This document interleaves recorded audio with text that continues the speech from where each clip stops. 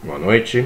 Então, na última aula nós estávamos tratando sobre o artigo 2º da CLT, ou seja, sobre a definição legal do que é empregador para questões trabalhistas.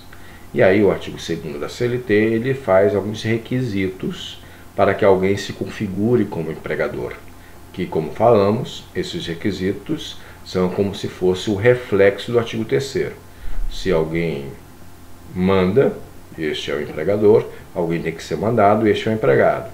Se alguém escolhe alguém com características especiais, a pessoalidade do artigo 3º da CLT é a correspondência.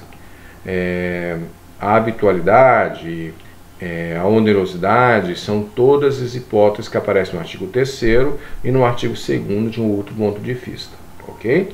Mas agora, eu gostaria também de tratar com um pouco mais de verticalização o parágrafo 1º do artigo 2º da CLT, que nós já nos referimos em outras aulas. Ou seja, para ser empregador, eu não necessito ter uma empresa, porque pessoas físicas também podem ser empregadoras.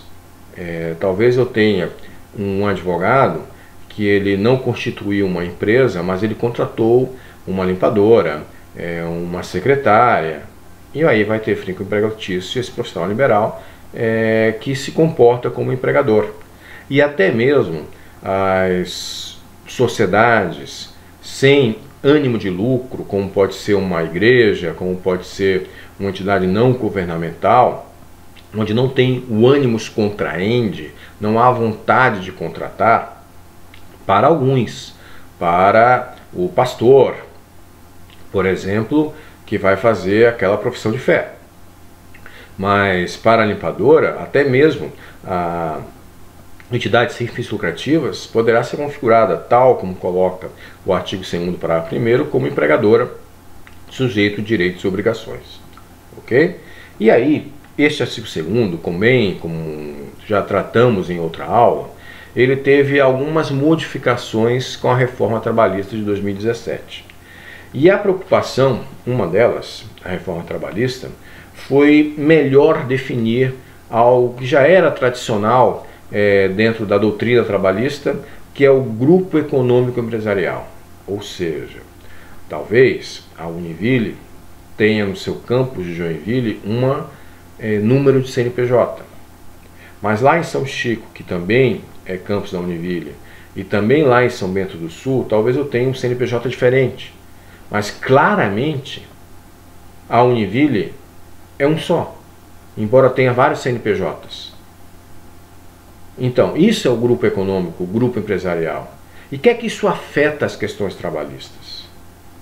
Que quando eu configurar esse grupo econômico, eu vou ter a responsabilidade solidária pelas dívidas trabalhistas.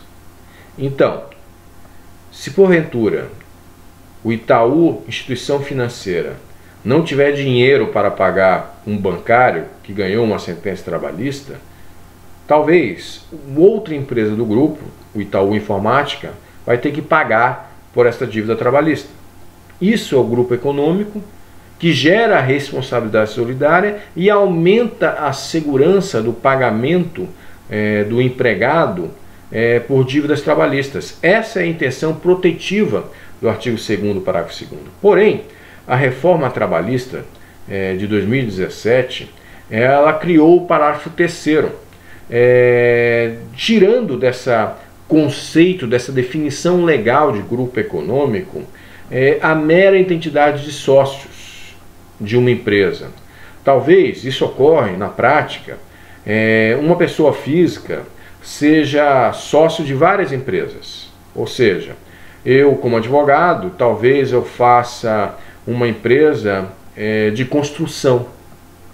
E também como advogado eu me torne sócio de um restaurante.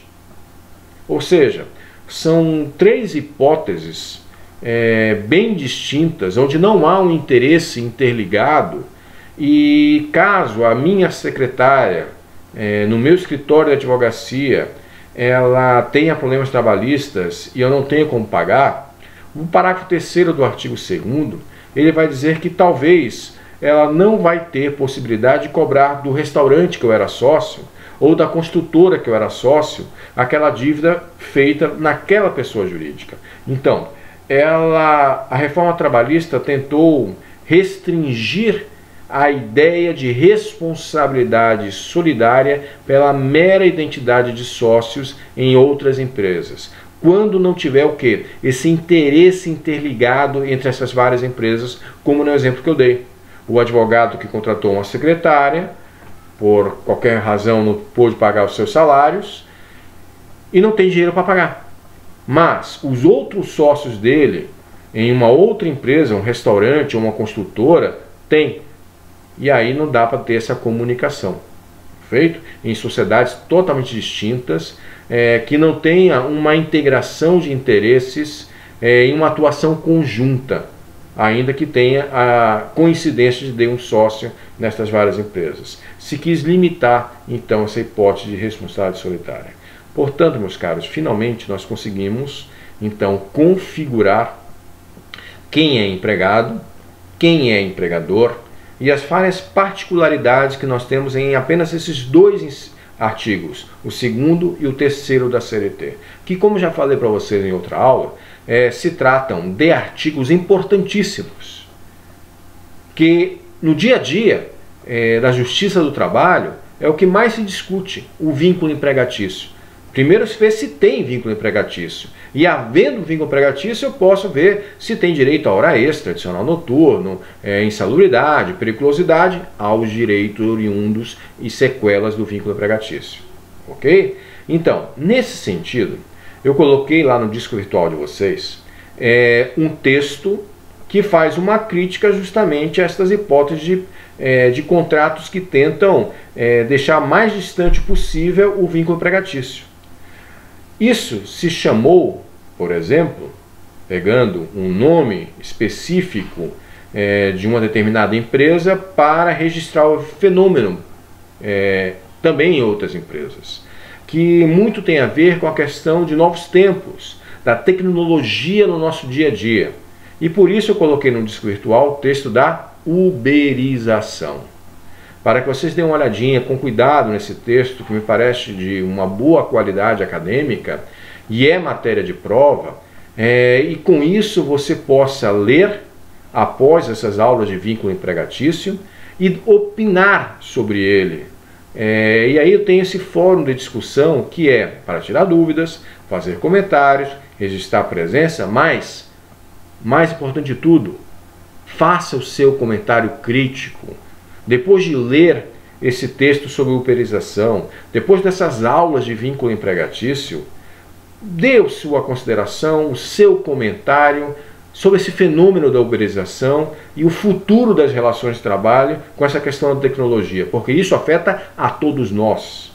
Talvez nós tenhamos, com a uberização, uma redução de remuneração daquele que tem vínculo empregatício e daquele que não tem vínculo empregatício também, que vai ter uma relação de trabalho que vai trabalhar muito e ganhar muito pouco. E isso afeta a todos, porque aquele que ganha muito pouco também vai ter dificuldade de consumir, de comprar produtos, comprar serviços, pagar suas obrigações, as mais básicas, aluguel, alimentação. Isso é muito importante da gente ter uma análise crítica agora que nós já temos esse conhecimento básico do que é uma relação de emprego e do que é uma relação de trabalho. A minha ideia é que você consiga opinar de forma própria, individual, com a sua consciência, com a sua base cultural, se isso é uma evolução ou involução no mercado de trabalho. Opine, vá lá na fórum de discussão para isso. Então, a partir das próximas aulas, os nossos temas já passam a ser mais determinados dentro do contrato de trabalho, ok? Então, definido o vínculo empregatício, vão até o texto, vão até o fórum e lá nos encontramos para um debate lá no fórum de discussões. Muito obrigado, fiquem bem e que Deus proteja a todos.